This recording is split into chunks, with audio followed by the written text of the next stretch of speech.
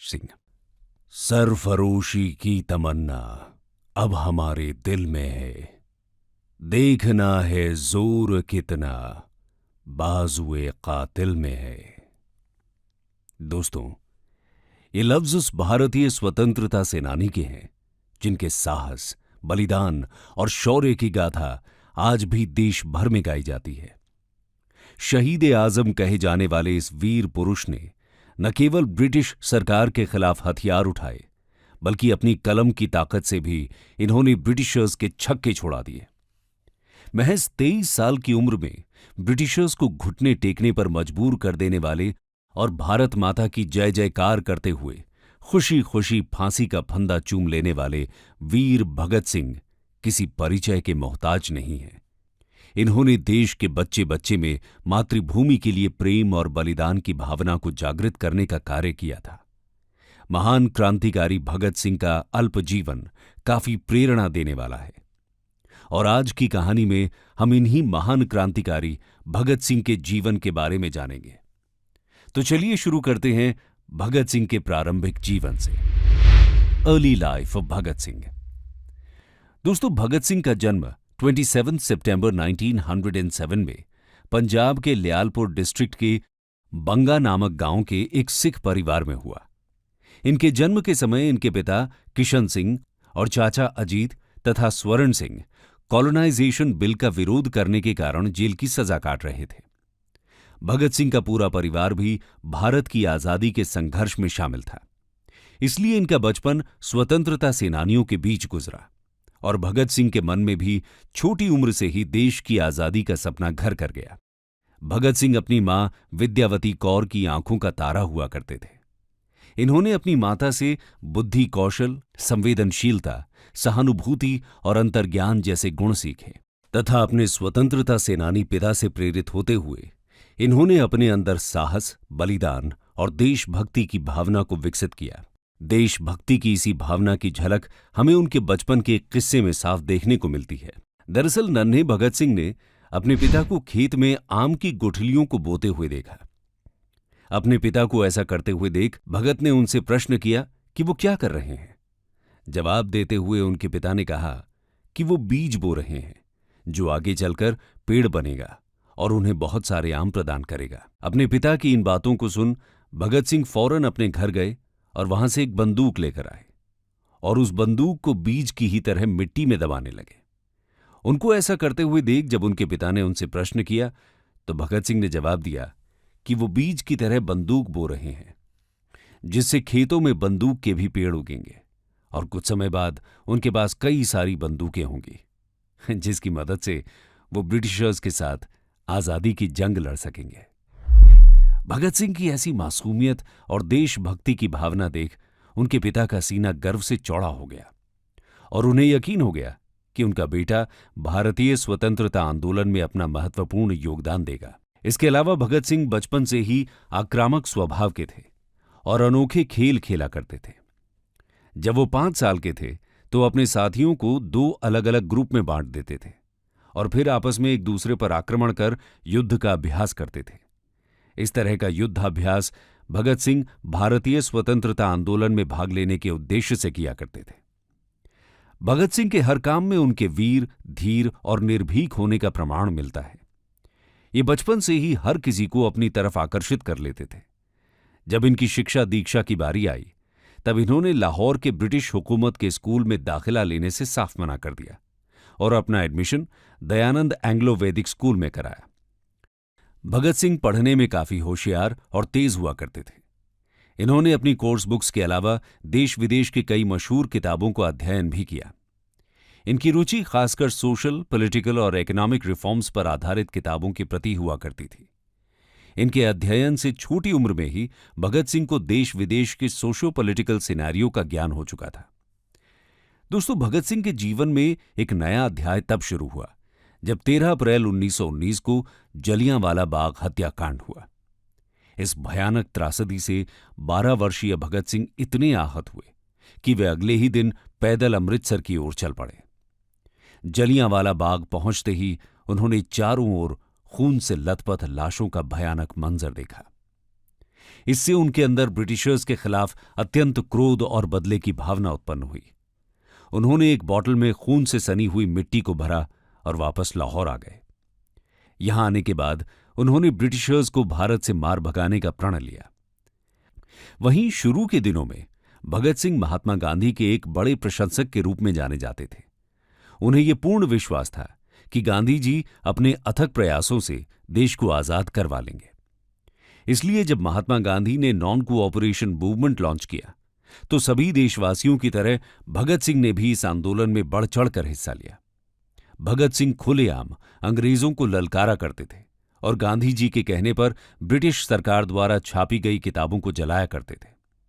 देश भर में नॉन कोऑपरेशन मूवमेंट को फुल सपोर्ट मिल रहा था और सबको ये आशा थी कि जल्द ही ब्रिटिशर्स भारत छोड़कर चले जाएंगे।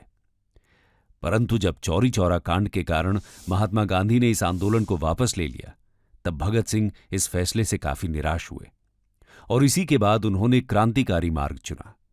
उन्हें इस बात का एहसास हो चुका था कि नॉन वायलेंस या पीसफुल टैक्टिक से भारत कभी भी स्वतंत्र नहीं हो सकता। और यहीं से शुरू होती है भगत सिंह के साहस और बलिदान की कहानी। तो आइए अब एक नजर उनकी क्रांतिकारी गतिविधियों पर भी डाल लेते हैं। Revolutionary activities of Bhagat Singh. दोस्तों, अपने कॉलेज के दिनों में ही भगत सिंह की मुलाकात सुखदेव, भगवती चरण समेत अन्य कई क्रांतिकारियों से हुई और इनकी सबसे गहरी दोस्ती सुखदेव के साथ हुई। उस समय आजादी की लड़ाई अपने चरम सीमा पर थी। आपको बता दें कि यह वो दौर था जब अंग्रेज शासकों का भारतीयों के खिलाफ अत्याचार बढ़ रहा था। ये सब देखकर भगत सिंह ने अपनी पढ़ाई छोड़ दी और खुद को स्वतंत्रता संग्राम में पूरी तरह समर्पित कर दिया। इसी दौरान इनके घर पर इनकी शादी की बातें भी शुरू होने लगी थी, परंतु भगत सिंह ने शादी के प्रस्ताव को यह कहते हुए ठुकरा दिया, यदि मैं भारत की आजादी से पहले विवाह करूंगा तो मौत ही मेरी दुल्हन होगी। शहीद आजम के इस फैसले से उनके माता पिता काफी आहत हुए, परंतु वे भगत सिंह के देश प्रेम के आगे बेबस थे। ये फैसला लेने के बाद भगत सिंह कानपुर की ओर चल पड़े। देश की आजादी के लिए भगत सिंह सभी युवाओं को जागरूक करना चाहते थे, लेकिन हर युवा तक ये संदेश पहुंचाने के लिए उन्हें किसी माध्यम की जरूरत थी। इसके लिए भगत सिंह ने ईयर 1926 के अराउंड लाहौर में कीर्ति किसान पार्टी ज्वाइन कर ली और इसी पार्टी द्वारा प्रकाशित मैगजीन कीर्ति के लिए काम करने लगे। शुरुआत में भगत सिंह ने ब्रिटिशर्स के खिलाफ आक्रामक लेख लिखे और पैम्फलेट छपवाए और ज्यादा से ज्यादा लोगों को ब्रिटिशर्स के खिलाफ बगावत करने के लिए इकट्ठा करना शुरू किया। इसी दौरान भगत सिंह ने खुद की एक पार्टी का भी गठन किया। इसका नाम उन्होंने नौजवान भारत सभा रखा। इस पार्टी का उद्देश्य था वर्कर्स और युवा किसानों को इकट्ठा कर ब्रिटिशर्स के खिलाफ जंग छेड़ना। भगत सिंह का ऐसा करना ब्रिटिशर्स को रास नहीं आ रहा था और 1927 में ब्रिटिश पुलिस ने उन्हें हिरासत में ले लिया। कोर्ट में इनकी पेशी की गई और 60,000 रुपए देकर भगत सिंह के पिता ने उनकी जमानत कराई, परंतु इसके बावजूद भगत सिंह ने ब्रिटिशर्स के विरुद्ध आक्रामक लेख लिखने बंद नहीं किए। इसके बाद 1927 में काकोरी कांड को अंजाम देने वाले हिंदुस्तान रिपब्लिकन एसोसिएशन के कुछ क्रांतिकारियों को ब्रिटिशर्स द्वारा सजा सुनाई गई, जिसके तहत रामप्रसाद बिस्मिल समेत 4 लोगों को फांसी और 16 लोगों को आजीवन कारावास की सजा दी गई। इस पूरी घटना के बाद हिंदुस्तान रिपब्लिकन एसोसिएशन की नींव डगमगा गई। ऐसे में जरूरत थी फिर से इस पार्टी का नवनिर्माण करने की। इसी संदर्भ में भगत सिंह ने हिंदुस्तान रिपब्लिकन एसोसिएशन के प्रमुख चंद्रशेखर आजाद से मुलाकात की और दोनों ने मिलकर नौजवान भारत सभा और हिंदुस्तान रिपब्लिकन एसोसिएशन को मर्ज करने की योजना बनाई।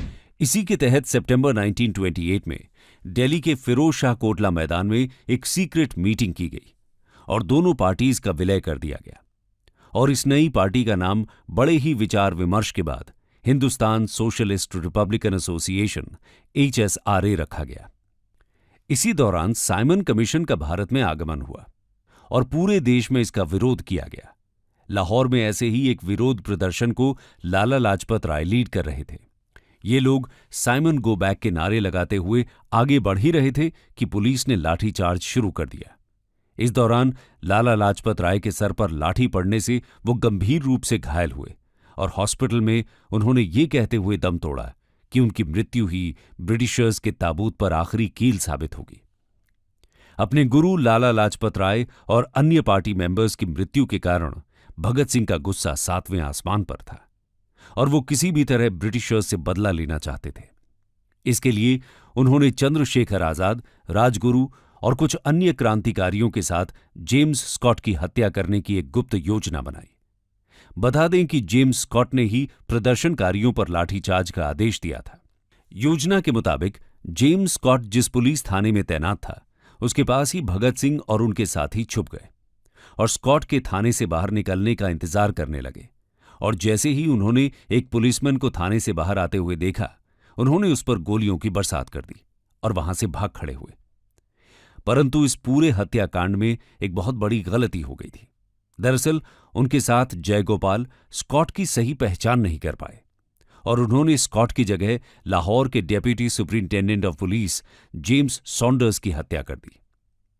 सॉन्डर्स की हत्या की खबर पूरे भारत में आग की तरह फैल चुकी थी, जिसके बाद ब्रिटिश सरकार ने भगत सिंह और उनके साथियों को ढूंढने के लिए चारों तरफ जाल बिछा दिया था। हर जगह की पुलिस केवल उन्हें ही ढूंढने में जुट चुकी थी और यह भगत सिंह और उनके साथियों के लिए सबसे बड़ी समस्या थी। इसके लिए भी एक योजना बनाई गई। भगत सिंह ने खुद को बचाने के लिए अपने बाल और दाढ़ी कटवा दी। एक सिख होते हुए भी ऐसा करना भगत सिंह के असीम देश प्रेम को दर्शाता है। इसके बाद भगत सिंह और राजगुरु ने स्वतंत्रता सेनानी दुर्गा भाभी से मदद मांगी। भगत सिंह एक जेंटलमैन के रूप में अंग्रेजी पोशाक और हैट लगाकर तैयार हुए। दुर्गा भाभी उनकी पत्नी बनी तथा राजगुरु एक नौकर के रूप में रेडी हुए। ये तीनों अपना भेष बदलकर लाहौर स्टेशन से कलकत्ता की ओर रवाना हुए। 1 साल तक ब्रिटिश पुलिस सरदार भगत सिंह को अरेस्ट करने में नाकामयाब रहती है, पर फिर 1929 में भगत सिंह अरेस्ट हो जाते हैं और ये गिरफ्तारी भी ब्रिटिश पुलिस की कोई सफलता नहीं होती। भगत सिंह ने तो खुद ही अपने को अरेस्ट करा लिया था। हुआ यह था कि 1929 में सेंट्रल असेंबली में 2 बिल्स पास किए जा रहे थे, ट्रेड डिस्प्यूट्स बिल और public safety bill. Trade disputes bill जहां वर्कर्स के राइट्स के अगेंस्ट था, वहीं पब्लिक सेफ्टी बिल इंडिया में सोशलिस्ट और कम्युनिस्ट की एक्टिविटीज पर लगाम लगाने के लिए लाया जा रहा था। इंडियन नेशनलिस्ट लीडर्स के विरोध के बाद भी ब्रिटिश गवर्नमेंट इन बिल्स को पास करने जा रही थी और इसीलिए भगत सिंह ने चंद्रशेखर आजाद, राजगुरु, बटुकेश्वर दत्त और सुखदेव के साथ मिलकर दिल्ली सेंट्रल असेंबली में बॉम्ब ब्लास्ट करने की योजना बनाई। परंतु इस पूरी प्रक्रिया में भगत सिंह किसी भी प्रकार का खून खराबा नहीं चाहते थे। वो केवल ब्रिटिश सरकार का ध्यान जनता की मांगों की ओर आकर्षित करना चाहते थे। इसी वजह से उन्होंने लो इंटेंसिटी बॉम्ब ब्लास्ट करने का निर्णय लिया। ये बॉम्ब किसी को मारने के लिए नहीं था, बल्कि भगत सिंह के ही शब्दों में कहें तो भैरों को सुनाने के लिए था। और फिर 8 अप्रैल 1929 को भगत सिंह बटुकेश्वर दत्त के साथ 2 लो इंटेंसिटी बॉम्ब और कुछ पैम्फलेट्स के साथ दिल्ली सेंट्रल असेंबली पहुंचे और असेंबली में घुसते ही उन्होंने खाली जगह देखकर बॉम्ब फेंक दिया। बॉम्ब काफी जोरों से फटा और पूरा असेंबली हॉल धुएं से भर गया। इसके बाद भगत सिंह ने अपने पैम्फलेट्स को हवा में उड़ा दिया, जिस पर साफ साफ और मोटे मोटे अक्षरों में लिखा हुआ था, बहरों को सुनाने के लिए धमाका जरूरी है। बता दें कि इस पूरी घटना में किसी को भी कोई क्षति नहीं पहुंची थी। हां, धमाका काफी तेज हुआ था, जिससे अंग्रेजों के होश उड़ गए थे। दोस्तों, अगर भगत सिंह चाहते तो धुएं का फायदा उठाकर भाग सकते थे, परंतु उन्होंने ऐसा नहीं किया, बल्कि जोर जोर से पूरे असेंबली हॉल में इंकलाब जिंदाबाद का नारा लगाना शुरू कर दिया। भगत सिंह और उनके साथी वहां से भागने की कोशिश नहीं करते, बल्कि खुद को अरेस्ट करा लेते हैं। यह उनके प्लान का हिस्सा था। वो चाहते थे कि कोर्ट में ट्रायल्स की मदद से वो अपनी आइडियोलॉजी को सभी तक पहुंचा सकें। अरेस्ट करने के बाद ब्रिटिश गवर्नमेंट भगत सिंह के अगेंस्ट 2 केस चलाती है, असेंबली बॉम्ब केस और Lahore conspiracy case. Lahore conspiracy case Saunders के मर्डर के लिए था। आइए अब जानते हैं कि गिरफ्तारी के बाद वीर भगत सिंह के साथ क्या क्या हुआ। Last moments of Bhagat Singh. दोस्तों, भगत सिंह ने जेल में भी अंग्रेजों के खिलाफ संघर्ष जारी रखा। उन्होंने जेल में अंग्रेजी कैदियों और भारतीय कैदियों के बीच होने वाले भेदभाव और उनके साथ हो रहे बुरे व्यवहार के खिलाफ आवाज उठाई। इसके साथ ही उन्होंने जेल में पॉलिटिकल प्रिजनर्स के लिए उचित सुविधाएं देने की मांग की थी। इसके लिए भगत सिंह और उनके साथियों ने जेल में 64 दिन की भूख हड़ताल कर दी। इस हड़ताल से अंग्रेजी अफसर घबराने लगे, क्योंकि इतने लंबे समय तक जल और अन्न का त्याग करते हुए भी भगत सिंह का जोश, उत्साह और देश प्रेम बरकरार था। भगत सिंह जेल में रहकर भी आजाद था।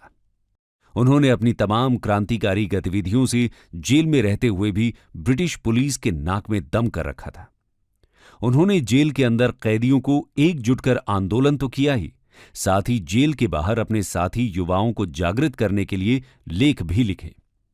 इन लेखों के माध्यम से वे युवाओं को भारतीय स्वतंत्रता संग्राम में हिस्सा लेने के लिए प्रेरित करते थे।